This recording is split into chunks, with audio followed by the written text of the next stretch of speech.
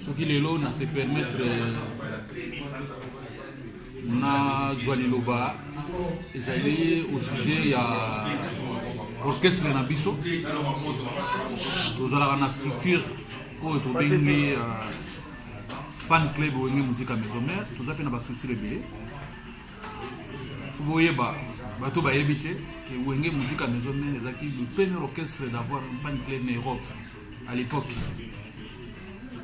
Il y a un moment où il na orchestre fait ça ka soutien mais on a musique à lelo ezali parce que idéologie li bosso utake pas na biso on a soutenir yeme les voix de la forêt na orchestre na biso on a musique à maison mère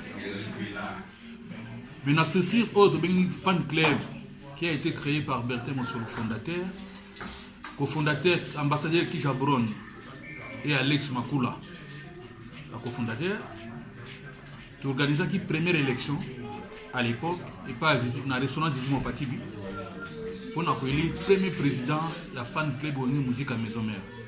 Donc à l'époque c'était Freddy Ngoma qui a été élu comme premier président de la fan club de musique à maison mère. Premier vice-président Zaki Nzombo Faustino. Deuxième vice-président Zaki Joël Fotom Betengo.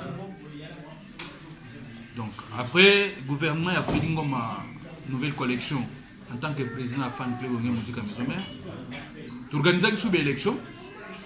Dans l'élection, la personne qui a été élue, c'était Dipoul mon cher. Le gouvernement. Après Dipoul mon cher, il y a eu Ben Moukasha Mounamalembola qui a été élu de nouveau comme président de la fan club. Il y a déjà qui fan club n'est pas. Et en fin de compte, c'était Golf Gizo la dégâts matériels qui a été élu président de la fan club et qui a ouvert le trône à poste en Gopé. Asima qui a responsabilité en tant que président, à diriger l'orchestre. Asani Makambo a quoi au sala, mandat de Yessi Lakipé. Il fallait renouveler staff, Nengezalaka, l'organisation à Bichon. Et ça a été pour la polémique, et ça a été pour le problème. Non.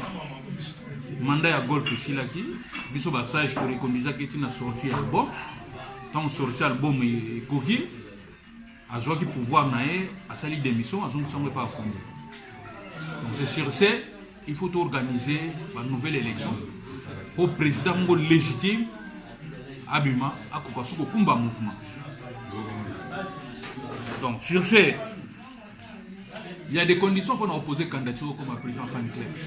Parce que le président fan club a travaillé toujours dans le président de la structure où il y a l'orchestre.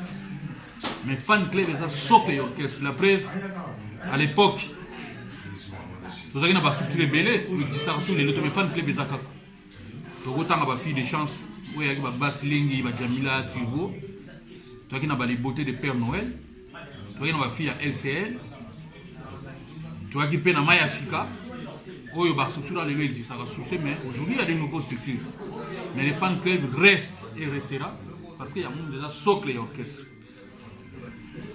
Aujourd'hui, Batouba a droit de postuler en tant que président dans l'élection pour organiser le 28 mars. Ils allaient pour le passage. Na l'ancien président, le président sortant, Oyakala, où il y a qui se présenter. Freddy Ngoma a droit en tant que premier président. Dipoul mon cher a droit en tant que deuxième président. Golf Gizola, pardon, Ben Moukasha a droit en tant que troisième président. Et Golf Gizola a droit en tant que quatrième président. Il y a fan club. Ambada, en tant que sage, ils ont droit à postuler. Juif noir, ils ont droit à postuler. On a le comité de sage. Olivier Moukoulpe a droit à se postuler parce qu'il est un sage. Il fait partie des sages, il y a orchestre. Batumsou a droit à postuler le président de la structure de Zalaranango. Tous dans la Ligue des Champions, ils sont représentés par Claudine Kinoa. Ancienne présidente de la maman, présidente en exercice de la Ligue des Champions, il y a un droit pour postuler. Tout ça, unité d'élite. Dimitri a le droit de postuler en tant que président de l'unité d'élite. Tout ça, dans les fidèles, Kabibi Kankou a le droit de postuler en tant que président. Il y a les fidèles. Tout ça, Jean-Pierre Lebeau a occupé de se présenter en tant que président et les intimes. Tout ça, Docteur Igi Malongi, président des chanceliers, il n'a pas le droit de postuler. Tout ça, les amis de Werason, président d'Homme Nalil, il oppose le droit de postuler. Tout ça, les étoiles de Suisse, Astrid Mombouin, il a le droit de postuler. Tout ça, fan club Bundes, Matata de Bundes, et mère Angèle Mwanza, il a le droit. On a fan club Espagne, Anton Bengani, na Adios Boulantour, Bino pe boana droit, ça va postuler. Vous allez faire un fan club, il y a Belgique, on a Kevin Mawanda, on a Chiba Chibasu, on peut boana droit, il va postuler na poste, il y a président, il y a fan club. Sur cette raison, on a des conditions où ils ont toujours posé depuis Tobanda l'élection.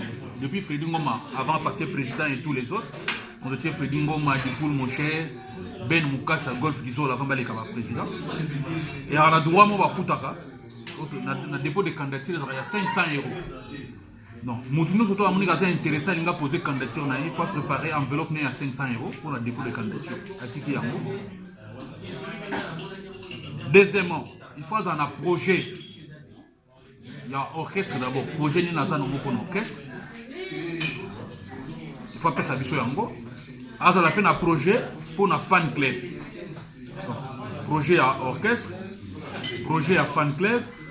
Na 500 €, il y a droit de dépôt de candidature. Tous autres senga na ba membre ño surtout na ba fanatique no su ya wenge. Bozo ngona ninga mabete. Et ça, l'organisation existe depuis. Parce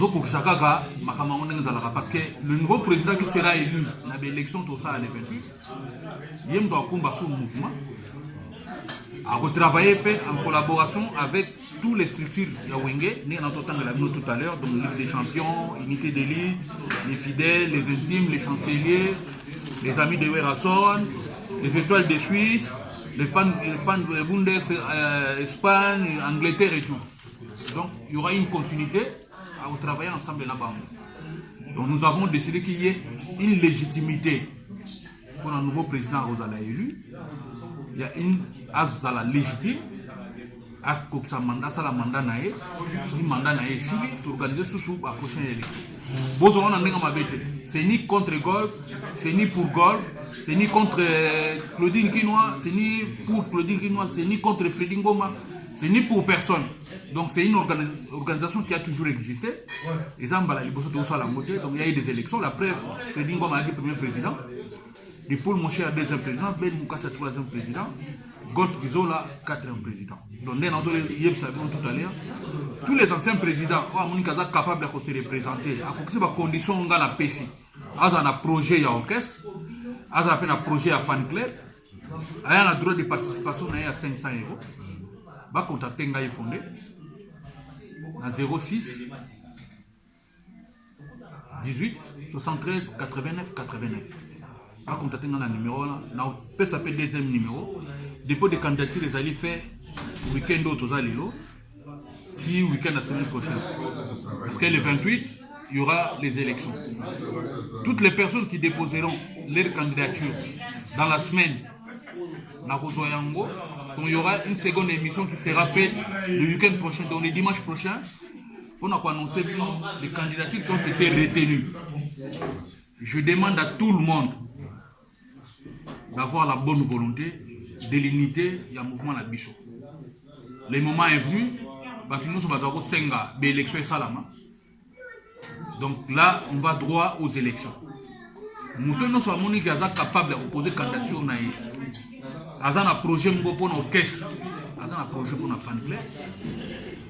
Nous avons un projet pour examiner, pour publier. L'élection est pour qu'il y ait un nouveau président élu officiellement, légalement, quoi assumer responsabilité vous la soutenir des dissidents